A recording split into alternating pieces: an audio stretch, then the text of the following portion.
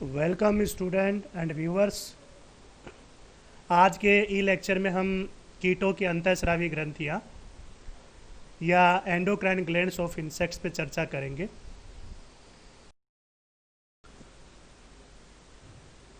तो ये हमारे लेक्चर की सिनॉप्सिस या सार।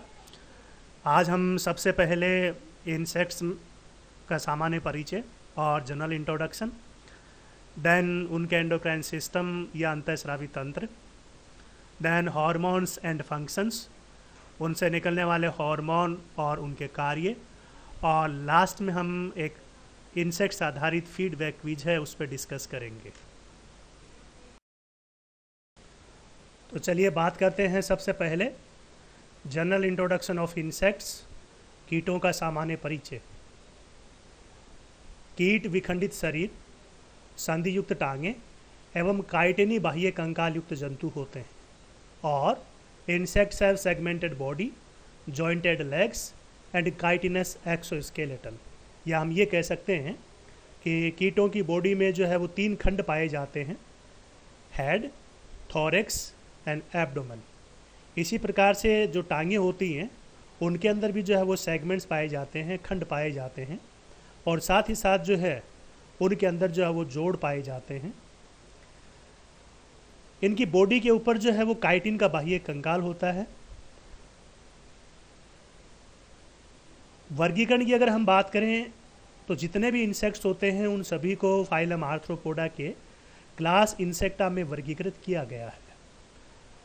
Insects are classified in the class Insecta of phylum Arthropoda. Phylum Arthropoda kingdom Animalia का सबसे बड़ा संघ है और क्लास इंसेक्टा है वो सबसे बड़ा वर्ग है। आवास की अगर हम बात करें तो इंसेक्ट्स या कीट सभी प्रकार के आवासों में मिलते हैं, generally found in all types of habitat, और ये एनिमेलिया जगत के सफलतम जंतु माने जाते हैं। They are also known as the most successful animals in the kingdom Animalia, और इनका ये राज इनकी छोटी बॉडी और साथ ही साथ शरीर पे पाए जाने वाले एक्सोस्केलेटन के अंदर छिपा है। ये एक इंसेक्ट की लाइफ साइकिल को शो करने के लिए जो बटरफ्लाई है उसके जीवन चक्र को यहाँ प्रदर्शित किया गया है।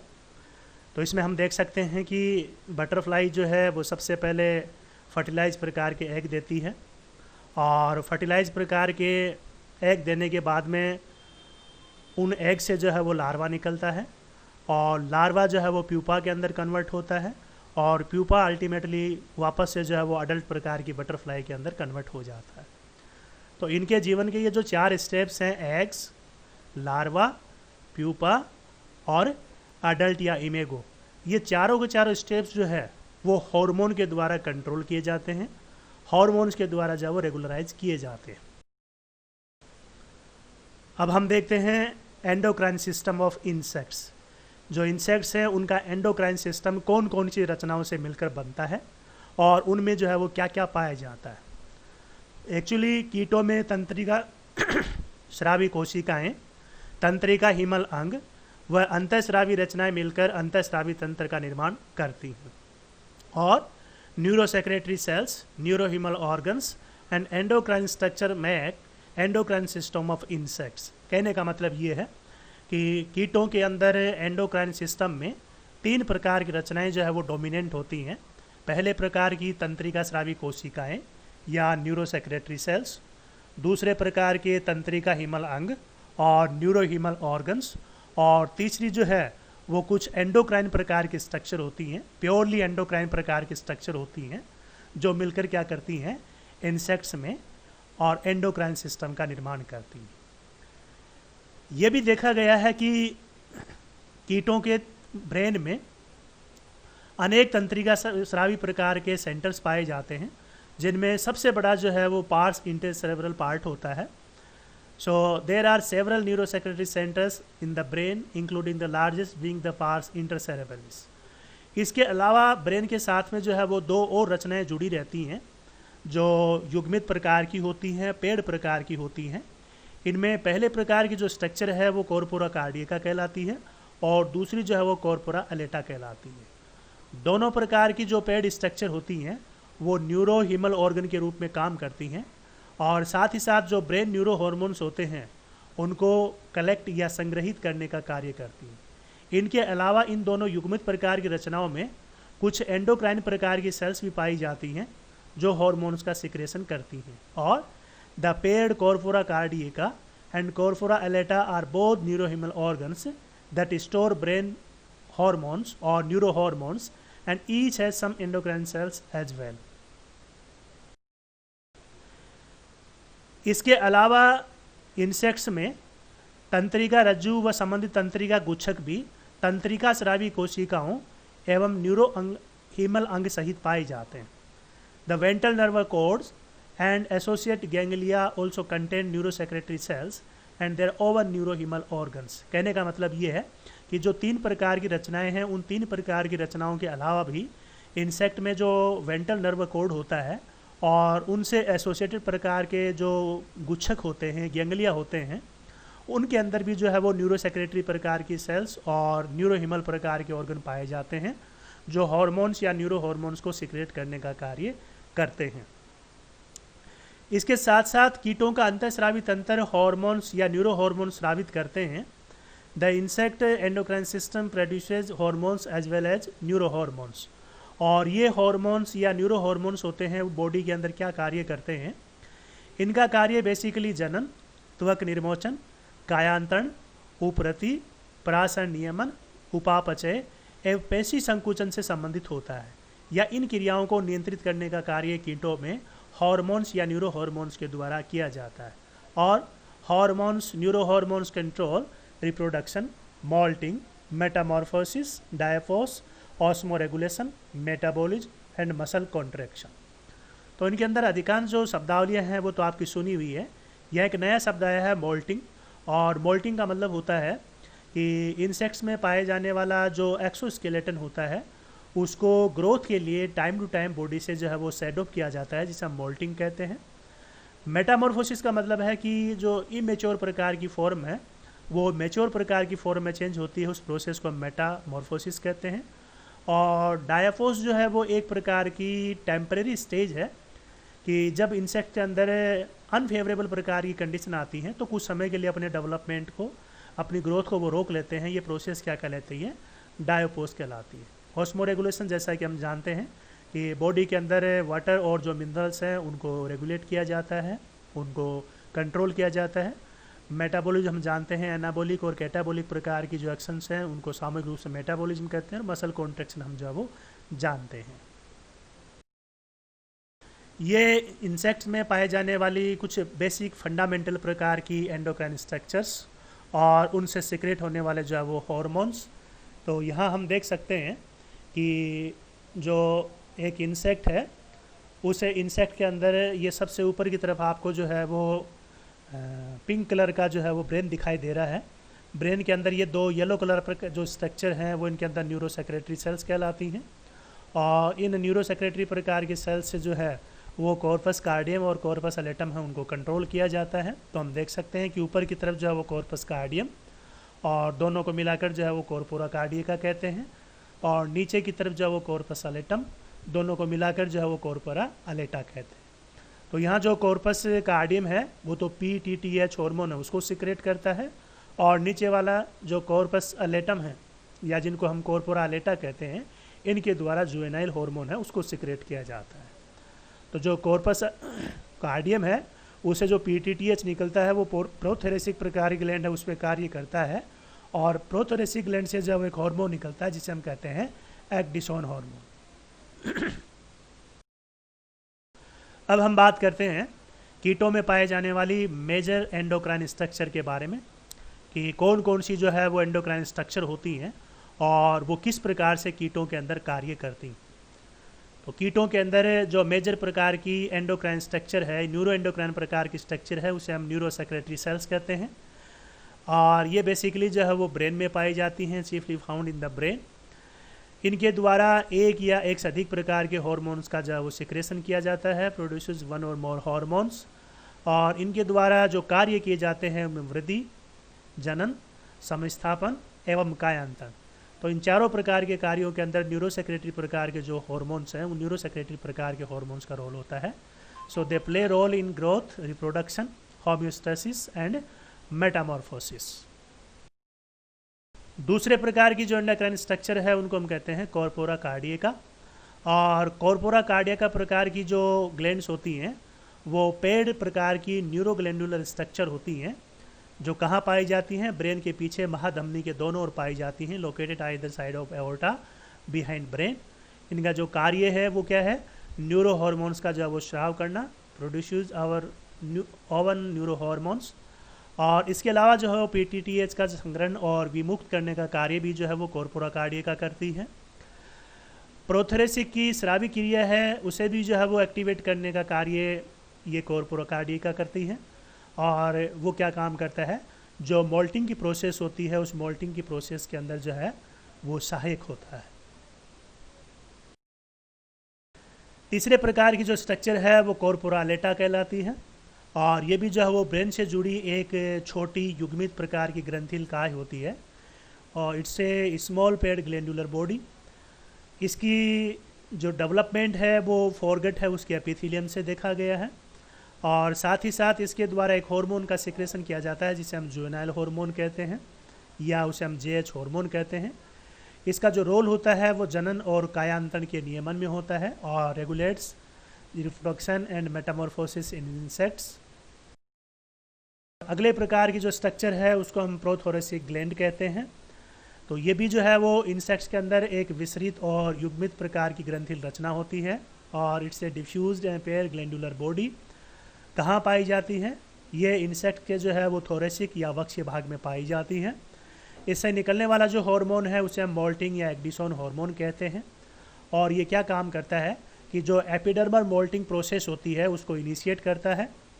इसके साथ साथ जो मादा कीट होता है उस मादा कीट में सहायक जनन ग्रंथि के रूप में भी जो है वो प्रोथोरेसिक प्रकार की ग्लैंड है वो कार्य करती है. अब हम देखते हैं कीटों में कौन कौन से मेजर हार्मोन्स होते हैं और उनके द्वारा कौन कौन से कार्य किए जाते हैं. तो जो पहला हार्मोन है वो ब्रेन हार्मोन है, ये इसे हम बीएच भी कहते हैं. ये हार्मोन जो ब्रेन की तंत्रिका स्रावी कोशिकाएं हैं, न्यूरोसेक्रेटरी प्रकार की सेल्स हैं, उनसे सिक्रेट किया जाता है. और it is secreted by neurosecretory cells of brain. यह एक लिपिड प्रकार का हार्मोन है, अर्थात लिपिड डिराइव्ड प्रकार का हार्मोन होता है. काम क्या करता है, ये जो ब्रेन होता है वो ब्रेन हार्मोन होता है वो कॉर्पोरा कार्डिया को सक्रिय करता है और इट एक्टिवेट्स कॉर्पोरा कार्डिया. और फिर कॉर्पोरा कार्डिया जो है वो आगे कार्य करती है. देन प्रोथोरेसिक प्रेरक हार्मोन या उसे हम पीटीटीएच भी कहते हैं. ये बेसिकली जो कॉर्पोरा कार्डिया है उसे स्रावित होता है, सिक्रेटेड बाय कॉर्पोरा कार्डिया. ये दो पॉलीपेप्टाइड है, उसका एक होमोडाइमर होता है, दो चैन से मिलकर बनता है. प्रोथोरेसिक ग्रंथि पे जो वो कार्य करता है एक्सोन प्रोथोरेसिक ग्लैंड. और मोल्टिंग और प्यूपेशन की जो क्रिया होती है उसके अंदर जो इसकी आवश्यकता होती है. It is required for the moulting and pupation in insects. अगले प्रकार का जो हार्मोन है वो किशोर हार्मोन या जुवेनाइल हार्मोन. और ये जो हार्मोन होता है वो कॉर्पोरा अलेटा से स्रावित होता है और सिक्रेटेड बाय द कॉर्पोरा अलेटा. पर्याप्त मात्रा में एक्डिसोन के साथ में मिलकर ये लार्वा से लार्वा मोल्ट में सहायक होता है या मोल्टिंग में सहायक होता है. और कम मात्रा में जेएच व एक्डिसोन जो है वो प्यूपेशन को प्रमोट करते हैं, अर्थात जो प्यूपेशन की जो प्रोसेस होती है उसके अंदर तेज़ी आती है. और जेएच अगर जो है वो पूर्णतः कार्य नहीं करता है तो ये देखा गया है कि जो जुवेनाइल स्टेज होती है वो जल्द ही एडल्ट के अंदर जो वो कन्वर्ट हो जाती है. और लास्ट प्रकार का जो हार्मोन है वो कहलाता है एक्डिसोन हार्मोन. तो एक्डिसोन प्रकार का जो हार्मोन है वो प्रोथोरेसिक प्रकार की जो ग्लैंड है उस प्रोथोरेसिक प्रकार ग्लैंड में जो पीटीटीएच हार्मोन होता है उसके प्रभाव से रिलीज होता है और secreted by the prothoracic gland. Influence of PTTH, ये भी एक स्टीरॉयड प्रकार का हार्मोन है. और स्टीरॉयड प्रकार का होने के साथ साथ जो है ये भी प्रत्येक प्रकार का जो मोल्ट है और जो मेटामॉर्फोसिस की जो प्रोसेस है उसका संचालन या ऑपरेशन करता है. इसके साथ ही कायांतरण के अंदर पाए जाने वाले जो ड्रामेटिक प्रकार के चेंजेज होते हैं उनके लिए भी जो है वो एक्डिसिन प्रकार का हार्मोन है वो उत्तरदायी होता है. और it accounts for the dramatic changes of A Metamorphosis.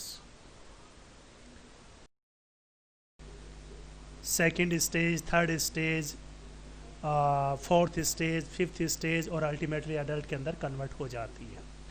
तो यहाँ जब एक निम्फल स्टेज दूसरी निम्फल स्टेज के अंदर कन्वर्ट होती है तो ये जो है वो मोल्टिंग प्रोसेस द्वारा होता है। तो यहाँ फर्स्ट निम्फल स्टेज की ग्रोथ होती है और ग्रोथ होने के बाद में मोल्टिंग के द्वारा जो एक्सोस्केलेटन है वो उतार दिया जाता है। तो यहाँ जो है वो हमें सेकंड प्रकार के निम्फल स्टेज जो है वो दिखती है। तो इस प्रकार से जो है वो अनेक निम्फल स्टेज से होता हुआ इंसेक्ट जो है वो एक एडल्ट के अंदर कन्वर्ट हो जाता है। इस प्रोसेस को हम क्या कहते हैं, एक्डिसिस कहते हैं या इसे हम मोल्टिंग कहते हैं। ये इंसेक्ट मेटामॉर्फोसिस को रिप्रेजेंट करता हुआ एक डायग्राम, जिसमें हम दे सकते हैं कि जो एनवायरमेंटल प्रकार के क्यूज हैं लाइक न्यूट्रिशन, टेम्परेचर, लाइट, ये सबसे पहले जो ब्रेन है उस ब्रेन को एक्टिवेट करते हैं। और ब्रेन से जो है वो दो ग्लैंड जुड़ी रहती हैं जिनको हम कॉर्पोरा लेटा और कॉर्पोरा कार्डिका कहते हैं। तो यहाँ जो कॉर्पोरा कार्डिका है उससे प्रोथोरेसिक प्रकार का पीटीटीएच प्रकार का हार्मोन निकलता है जो प्रोथोरेसिक ग्लैंड के ऊपर काम करता है। और इसी प्रकार से जो अलेटम पार्ट है उससे जुवेनाइल हार्मोन निकलता है। तो जुवेनाइल हार्मोन जो है वो क्या काम करता है, केवल जो स्टेजेज हैं, इंटरमीडिएट स्टेजेज हैं, उनको बनाए रखता है और ग्रोथ में सहायक होता है। और जो एक्डिसोन हार्मोन है ये क्या काम करता है, जो मेटामॉर्फोसिस होता है उसको प्रमोट करता है। तो यहाँ पर जो लार्वा है वो प्यूपा में बदलता है और प्यूपा जो है वो मेटामॉर्फोसिस के द्वारा एडल्ट के अंदर या वेस के अंदर चेंज हो। और ये जो है वो कीटों में पाए जाने वाले चीफ हार्मोन एक्डिसोन की स्ट्रक्चर है, जिसमें हम देख सकते हैं कि यहाँ पर ये जो 4 रिंग पाई जाती है इनको हम कहते हैं साइक्लोपेंटेनोपर हाइड्रोफिनेंथ्रिन न्यूक्लियस। और इस रिंग के अंदर जो है वो देख सकते हैं कि 2, 3 और जो 14 पोजीशन होती है उस पर हाइड्रोक्सिल समूह पाया जाता है। और इसके साथ साथ जो 6 नंबर की पोजीशन है उस पर एक ऑक्सी समूह पाया जाता है। 10 और 13 पोजीशन पर जो है वो एक 2 मिथाइल ग्रुप पाए जाते हैं। और ये जो 17 नंबर का कार्बन होता है इस पर एक 8 कार्बन की जो वो लंबी चैन पाई जाती है।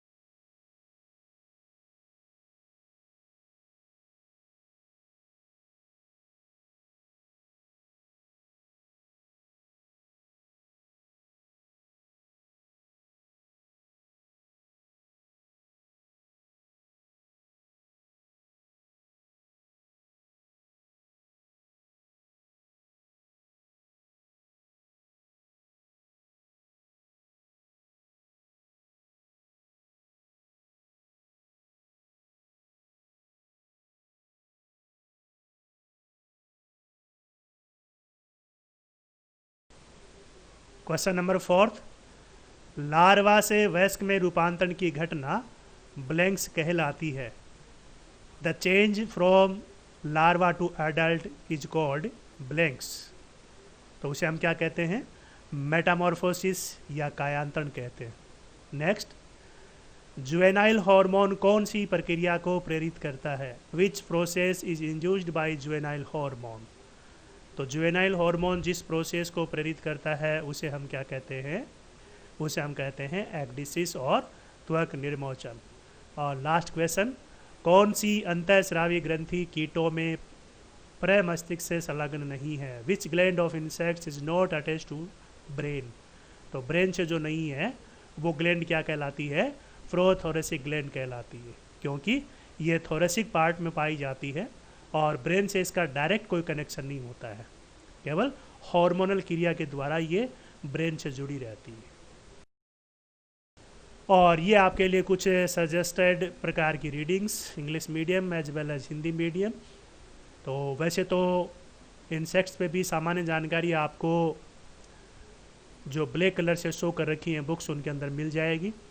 फिर भी यदि आप पार्टिकुलरली इंसेक्ट्स पे ही जो पढ़ना चाहते हैं, एलिमेंट्स ऑफ एंटोमोलॉजी और मॉडर्न एंटोमोलॉजी, दो अच्छी किताबें हैं जिनको आप कंसिडर कर सकते हैं।